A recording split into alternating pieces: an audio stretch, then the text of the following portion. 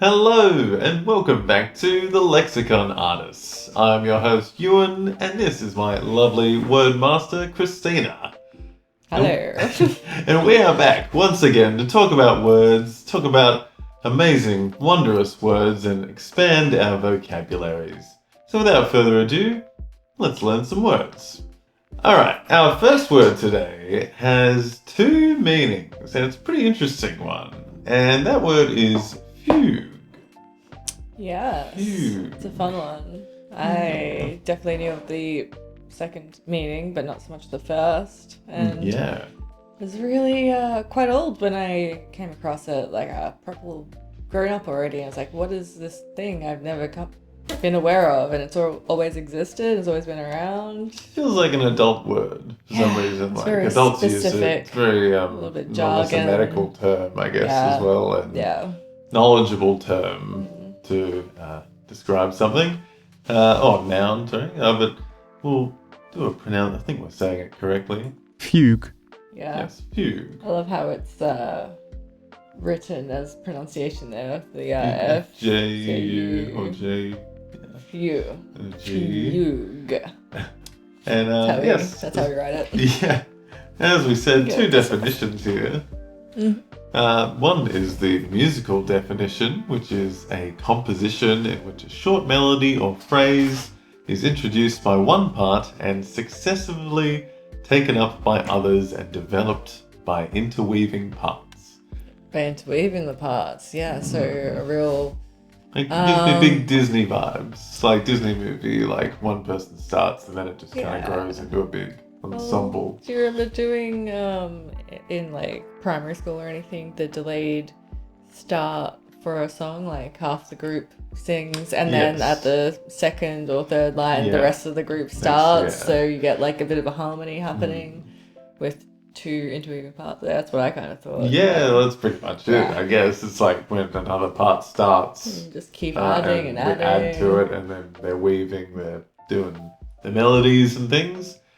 So that's the musical one, and then we've got the medical or psychiatric meaning here, which is the one we both knew beforehand. I think you knew this one before the music one. Yeah. And that is the loss of awareness of one's identity, often coupled with flight from one's usual environment, associated with certain forms of hysteria and epilepsy. So like being in a fugue state. Yeah, exactly. Yeah, so where did you hear that one first? I first saw it demonstrated as not a real fugue state. Obviously, it wouldn't ever really be a real one in a TV show, but it was obviously a simulacrum, an artifice kind of attempting to pass off a fugue state to have an alibi for other things, and that was in the show Breaking Bad. Oh, yes. It was, yeah, of course. Walter White, when he was going through all his medical... He was Breaking Bad. He was just, you know what, I'm going to do some crime and I need to get away with it, so I'm going to fake a fugue state so no one questions where I've been. Well, he, was living the very straight edge life and had never really lived it up in his mind. No, he landed then he got cancer. No, he landed in a mundane life by his own estimate. Yes. Before that, though, he was already egotistical and had dreams of grandeur because of his intellect. Yeah. And was kind of always a bit of a questionable person. As the show progressed, it revealed that. Yeah, he had a bad diagnosis essentially, and then he got over the cancer. He was, if anything, using the cancer as an excuse to be atrocious. But we've gone off track talking about Breaking Bad. to succumb into psychiatry when they're loss of awareness. He exhibited that on the show. If he was genuinely having a fugue state, he might be actually sympathetic. But he's the kind of character who faked a fugue state, which really should illustrate that he's quite deplorable, because that's not okay. No. But quite terrifying to genuinely be at a loss for what you've what's going on around you, because I've actually have seen real people having fugue states and not clocked that they're in them, because it can be really subtle. Yeah. And I don't know. It's pretty scary, really. It's forms with hysteria and epilepsy a Yeah, lot. So yeah. kind of commingles there. Different things And- happening in your mind, different state of Yeah. awareness. Just imagine just not realizing how you got somewhere. Yeah. Be like, how did I get here? That'd be mind-blowing. Mind-blowing, I'd say. Yeah, that'd be scary stuff. So, I don't know, I think back to maybe when I was a kid and I had fevers a bit and I'd like hallucinate. I don't know if it's the same thing, but I'd hallucinate a lot and like be zombie mode and I'd feel things differently, I'd hear things differently, I'd obviously see things differently, and that was just like, then you'd sleep it off, I guess. But like, mind so it's a is bit different, the conveyor of like understanding the world. It's all the input goes in via the brain through the senses and the body, and if the organ which is deciphering everything is going through something, being taxed by like fever, like heat, getting boiled, or lack of sleep, or any psychiatric chemical imbalances and whatever million other things can happen, then so it's medication. how do you perceive reality when the thing that does the perception is doing other stuff instead? And having a bad trip. Come back to reality and be like, what was going on while I was not here? What was happening? Who was the pilot then? Yeah, how did I get here? Terrifying. Pretty scary in Sympathy psychiatric for that. terms. Yeah. So getting... Sorry, just back to the words, which is more what we're about. Yes, yeah, so we'll get into the origin here of the word, and originated in Latin and formed from French and Italian origins. From the flight of fuga. Fuga? We guess. Don't know how to Italian pronounce fuga, Latin. so it sounds very Italian fuga. sound, I guess. Fuga. And then the one down the bottom there, Fugare, which I guess is the French. Fugare. To flee. To fuga, flight, and related to fugare. Oh, I'm probably butchering that. And which means to flee. So, interesting one. Yeah, fight and flee. There we go. Yeah, it's still pretty common. Don't know which usage, because obviously music, it sounds like a fairly common device or I imagine the usage, musical one arrived even first. though we're not aware of it. But, before people knew about people being in fugue states, maybe. I don't know. I guess it was happening.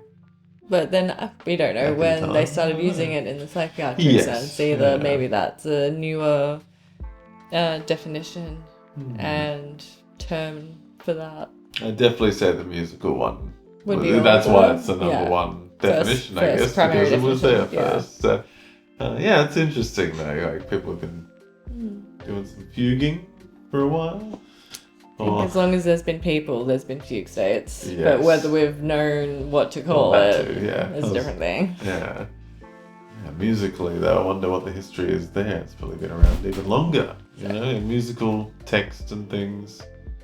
Yeah, who knows when that became more widely used and annotated. Maybe it wasn't, and suddenly someone very specific decided, hey, I'm going to bring fugue into my music, and it took off from there. I was like, wow, that's what a device, what a method. Yeah.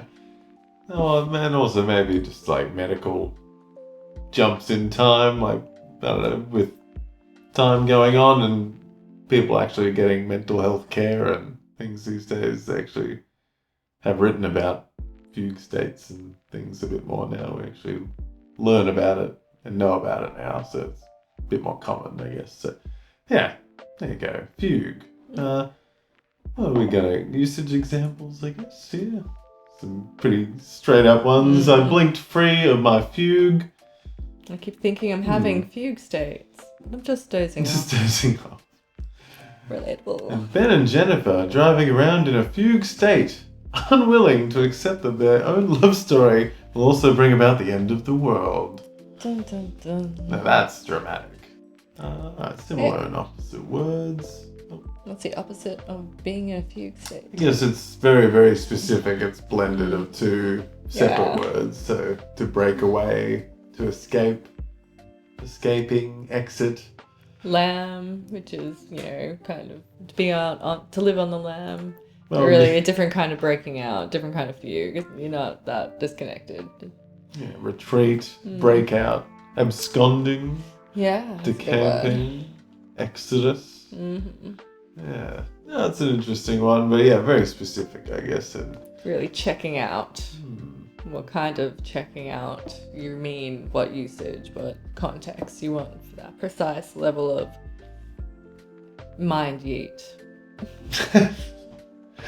Get your mind yeeted away in a fugue state.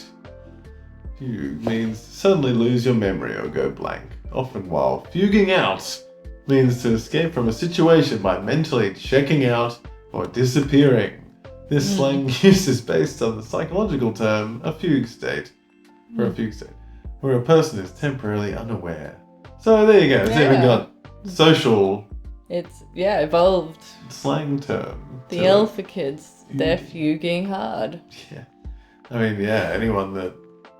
the dude. You know, the dude, the Big Lebowski, when he gets the Spanish... when he gets, like, the tongue lashing from the capitalist pig, and he just, like, checks out. He's like, nope.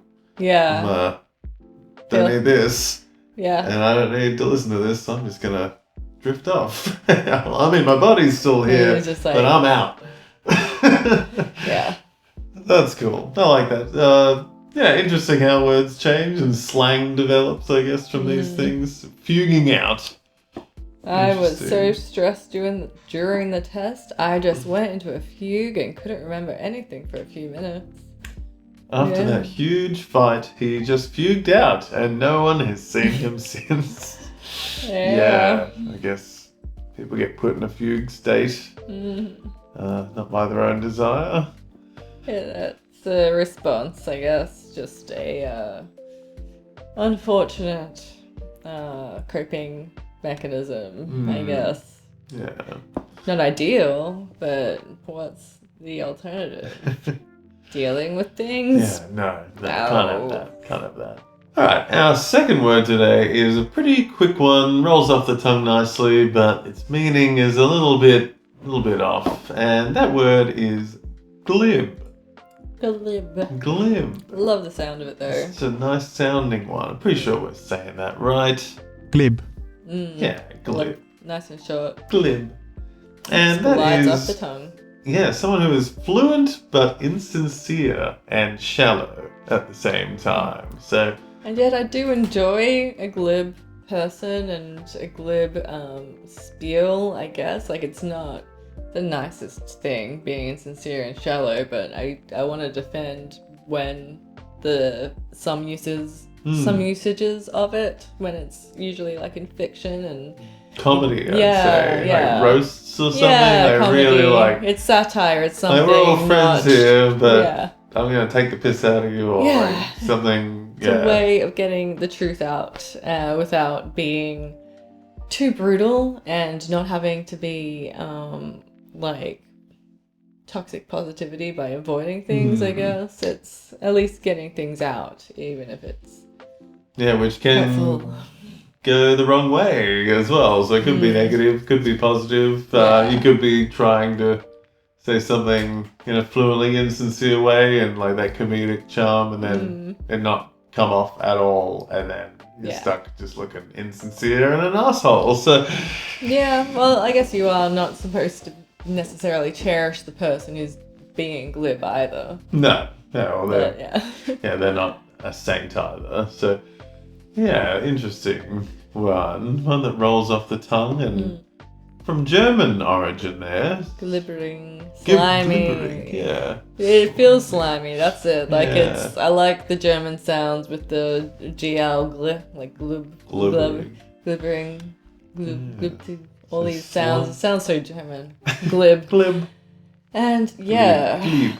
it's like you've not put too much effort into what you're saying, but that you're proud of it anyway. You're just sort of spitting it out there. Yeah. When I think of that, then I think of like politicians or something. Yeah. Where like they being say slimy, stuff just to get on your good side.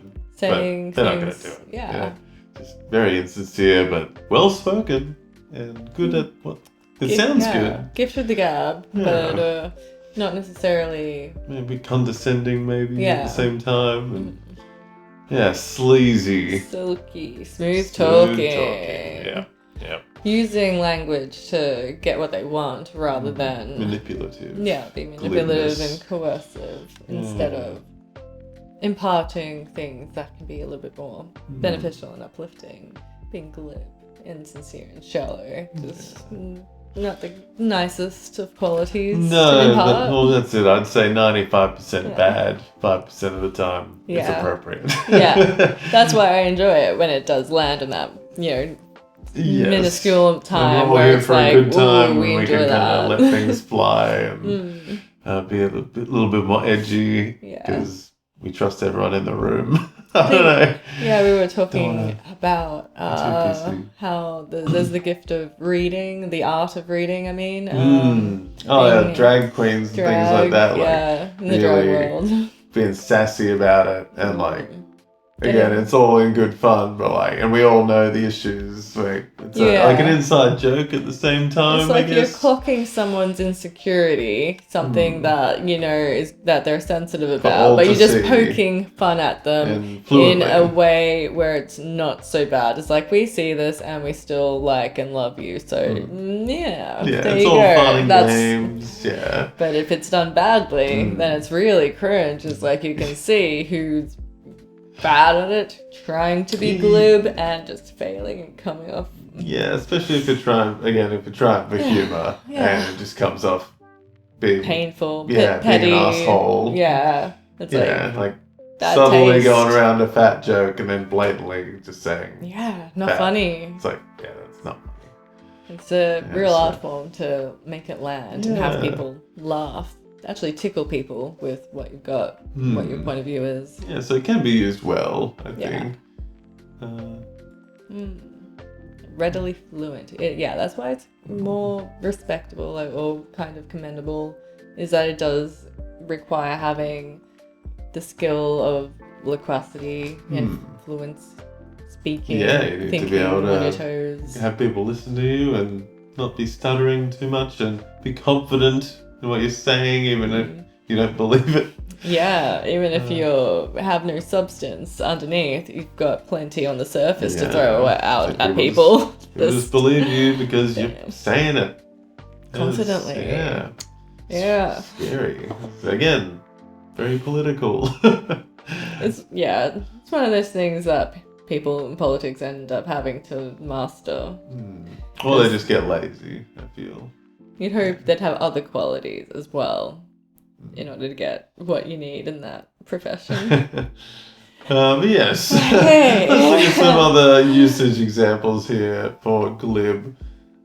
The glib phrases soon roll off the tongue. He's a glib liar. That makes sense. He's always ready with a glib excuse. This scheme finally gives real meaning to the glib phrase low-cost housing. Oh, Yeah, that one stings. that's that's One of a those bit sus. double-speak things where it's really a euphemism, where you straight up have a place where it might be a lot more honest to say, oh yeah, this is a slum house. This is a real shithole, and then you're twisting it so hard it's just by nice and calling cozy. it. It's a Yeah, cozy it's a old fixer-upper. hub. It's It's a a nook. it's a starter home. It's a Yeah. low-cost housing. Yeah, It's- so real estate agent, like salesman's pitch, marketing in senses, there's a bit of glibness to it. It's overstretching. Yeah, stretching A the bit, truth a bit yeah. far sometimes. Some similar and opposite words there. We went through a few already. Slick, smooth talking, fast talking, fluent, Voluble. voluble, Urbane. loquacious, as Yeah. you already said. Good one. I mean, I like Facile. the loquacious anyway. Superficial. Yeah. So Simplistic, facile. Like, they're not all exact matches No. to it, but they're all similar. relative, similar. You could pick and choose. If glib's not exactly what you want, maybe move along to one of these. Is that more accurate to the scenario? Yeah, it's another one of those words that's got two Yeah. things to it. It's got to be Yeah. insincere and fluent. Yeah.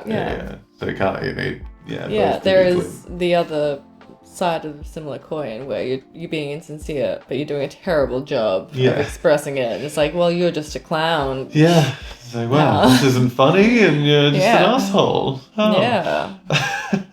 It's like, So, yeah, this you is a can't mean be child. What is this? Insincere. Thoughtful, inarticulate, which is, interesting. Inarticulate, yeah.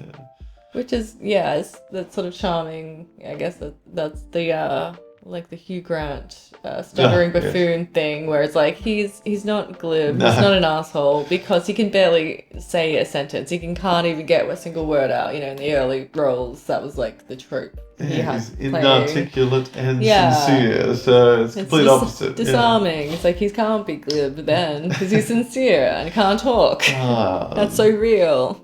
So real, Hugh Grant. You gotta love that. young away. Hugh Grant in the 90s. I'm so sorry. I've completely dropped my latte all over your first edition novel. And that was Hugh Grant, everyone. Yeah, sorry. Check out. Alright, on to our next word now, which is a bit of a longer one, and one I definitely did not hear until I looked it up. But that word is callipygian. It's fun. Hey. Callipygian. Look at that. And that is, one that I never heard, but as soon as I read what it meant, I understood it completely. And that is someone that is having a well-shaped buttocks. Add to Lexicon. Fantastic word to use, and chuck into your everyday usage if you do have a fantastically round badonkadonk. How do you go about using it every day? Just callipygian. Self-use? Damn, that is one callipygian. Yeah. Rooster. I don't know. What? To myself in the mirror. Okay. Yeah. Yes. All right. Yeah. Maintaining callipygian figure. That's what we're looking in the mirror every day. Yes. And just giving ourselves mad props. A beautiful buttocks. Yeah. Is the original Greek term. Yeah. And, straight up the two words kalli. Kalos. And how do you say that one? Pudgy? I don't really know. Pudgy? I don't know how to pronounce that because I can't read that. Callipygus. Callipygus? I don't know. Callipygian? I guess it's callipygus. I don't know what buttocks is in Greek. Yeah. Callipygus. Callipygus. Callipygusian. Let's hear the actual pronunciation. Callipygian. Callipygian. That was right. There we go. But I believe that they started using this word to describe a lot of statues around the place. Yeah. When they started popping up. Because if you ever see in a Greek statue, they love their statues. They love the curves and voluptuousness. That's a big thing for their art. Taking marble, hard stone, and making it look like soft flesh. Getting the roundness, really having an artificial human, really mimicking something that is completely different out of making stone look like something soft. That's what art it can be, you know. Yeah, it's really quite amazing when you see those statues, any kind of statue. You think, how did they make that? And then to make such a perfectly smooth and round figure out of stone, I guess, is pretty impressive at the end of the day, I guess. They spent a long time mastering that. Yeah, really eyeing in the callipygian arts there. Good eye for detail and when to stop. Have you gone too far? You don't want to be like some plastic surgeons with those marble statues, because then whoever commissioned making those statues would be like, no, get out, start again. Come on, that would be expensive. What a waste. Well, I think if they had to make a statue of Kim K or something, then they'd need a bit of a lot of stone, you know. But once you shave it away, you can't put it back on. No. So it's never the same. But yeah. Also, the other fun fact with the ancient Greek statues is, I think everyone knows it now, but they were super colourful and very vibrant and brightly painted. Yeah. And the paint just faded over the years, so everyone's used to seeing them white, just bare. It's like the layers of stone or paint, I guess. It didn't have the bonding back in the day, or it just doesn't. Not for long-term use, so they're all white now. Sun-weathered. Perfectly they just look like porcelain to me sometimes. Yeah. It's really, really, they obviously are breakable, but like, All looks the like they arms. could really break sometimes because Arms they're so and heads. perfect and intricate and Dainty. just pretty cool stuff. So, Calipigian. And yeah, sorry, Venus being the main famous one there, the Venus de Milo, especially having really swept people's imaginations. Is that Michelangelo who did that one I'm thinking of in the Louvre? I think so. I think so, yes. Yeah, early 19th century. So not that long ago, really, the Renaissance period. Was in love with Greek and the classical period. So that's where it had a huge comeback, where, people were doing it again, making statues and being obsessed with the classics. Yeah. Just getting the human form down pat, I guess, and making art. Can still do it. Yeah. In the process of learning how to do it, it's pretty commendable. Yeah, well, it's probably a bit of a lost art these days, or I guess it's probably industrialized now, so... I think it's rarer to find the freedom to do it, if anything. Yeah. I mean, where Get are you a going to job. hunk a huge bit of stone back It to your house and costs a lot. practice? Yeah. It's a real privilege to be able to perform certain things. Yeah, well, and Be to an get it artist. right, like, you can't erase it, like, if you get a crack in it or something. Yeah. Especially How do you get 1,000 started plus in years that? ago, like, you gotta get it right. Mm. So, kudos to all the Greek sculptures and all the sculptures throughout time. It's a hard job, especially to make the Calipigian aspects and ratios. Make it worth keeping so no one wants to destroy it. It's like, Yes. this one's a keeper. Yes. Don't crack it now. Also, you can't break them off like the other things that they like to break off. The statues. Yeah, that's true. If they're nice and round, it's harder to... Chisel off. Yeah. Penis. Maybe that's why all those statues have smallish penises. Yeah, they legit. Standard size. It wasn't small for the times, but Those are the ones that they don't survived. break off. It's the helicopter thing. Yeah. They were small. They snuck past all the really big ones. They were eye-catching, and the prudes had to knock them off. Either the whole Yeah, if statue. you're good, you could like keep it connected up with the leg or They something. were covering a lot of them. They would, like, okay, fine. Most of the statue was acceptable. We'll just put a leaf in front of it. But it's like, oh, we can't make a leaf big enough. Let's just chisel that off as well. And chisel off and put a leaf. Well, I don't know what they did, but a lot of schlongs got chiseled off. Yeah. Well, that's what people Muted. do. They just see the So we don't need to be knobs seeing and that. crown. Yeah. Don't need that in my face. Yeah, just dangling. Dangerous. Get it out here. Take an eye out. Jeez. Bad taste. So they kept it Calipigian with the nice round edges. And here's some usages, or one usage here. When it comes to physical attractiveness, many people prefer someone Calipigian rather than someone too much flab on their wrists. Maybe it's a matter of taste. Maybe some people like flabby butts. It could be a thing. I mean, yeah. People have flabby butts. Yeah. I mean, we all get flabby butts eventually, Yeah. so Better get into it. yeah, better enjoy it at some point.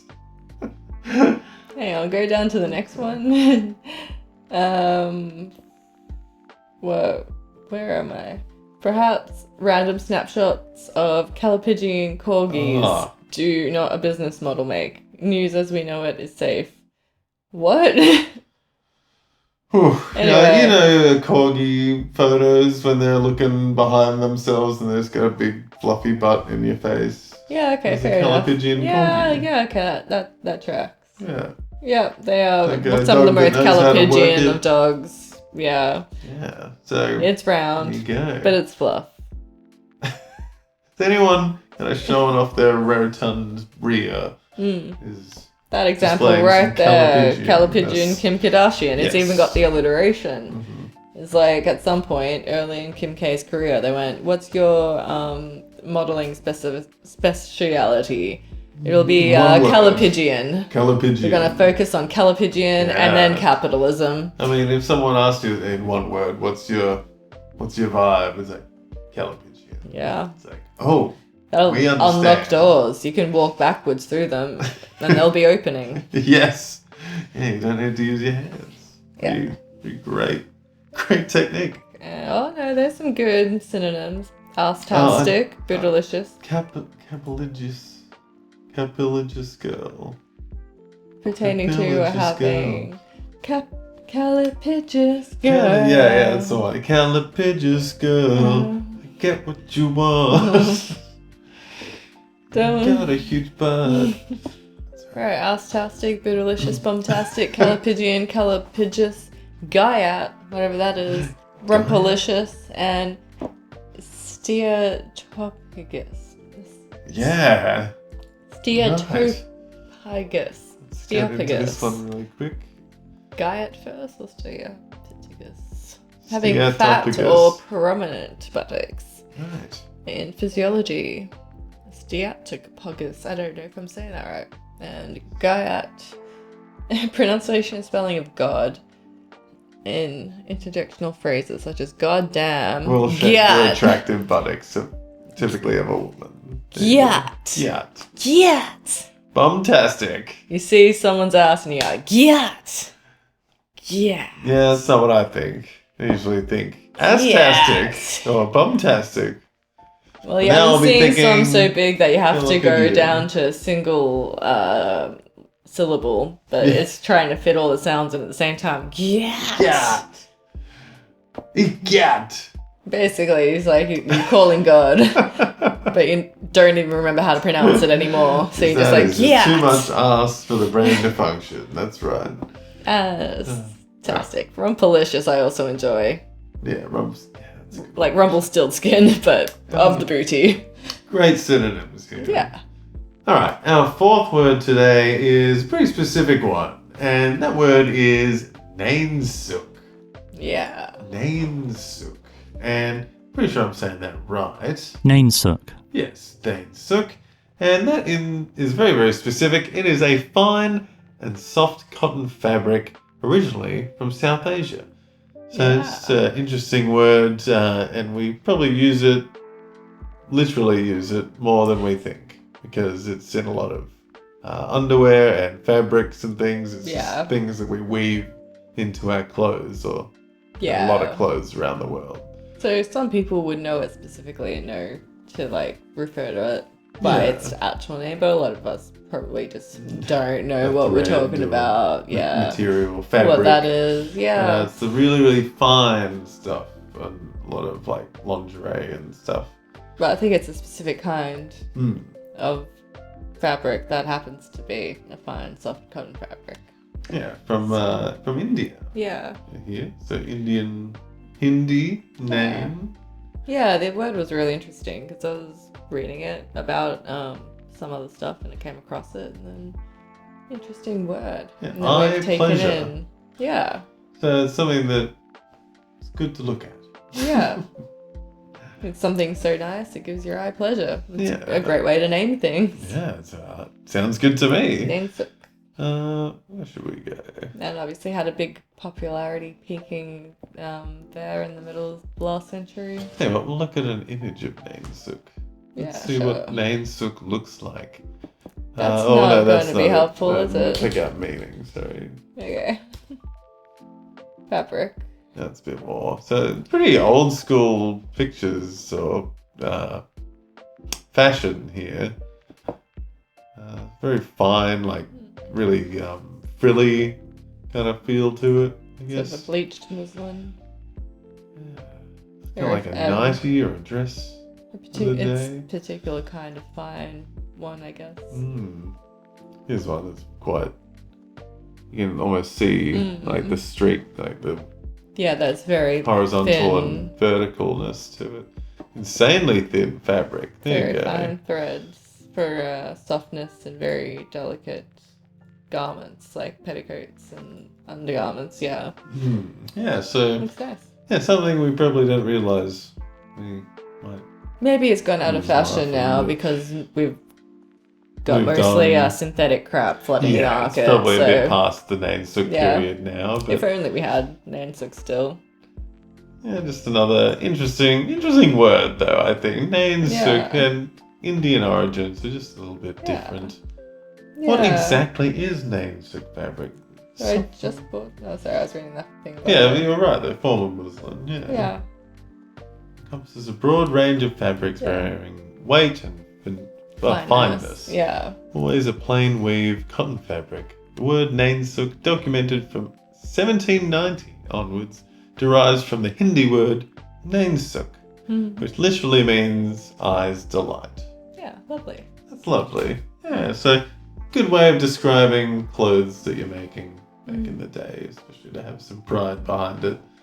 Alright, on to our last word for the day, and it's one that I feel rolls off the tongue pretty nicely, and it describes things that are quite distinguished and nice as well. And that word is eximious.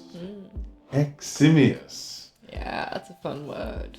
And that means excellent, distinguished, or eminent. It's rare and somewhat archaic adjective, so probably not in circulation too much anymore. It's too bad. Because it sounds great. I like that sound, but Very pompous. very class. Just Yeah. yeah. You're not going to above be able to others. use it a lot. No. However, it's nice to know it for when you do want to use it for something or someone. Describe it. Someone or something that stands out for its exceptional quality, similar to synonyms like outstanding, superior, or exceptional. Because you do get bored of using the same words over and over again. It's like, well done, that was an eximious effort. Yes. Yeah. Really. I like that. Pump me up. Pump me up even higher. Yeah. Like that. That's yeah. a good one. Like, eximious. It's like, why would that fall out of circulation? That just feels right. Yeah, it just rolls off nicely.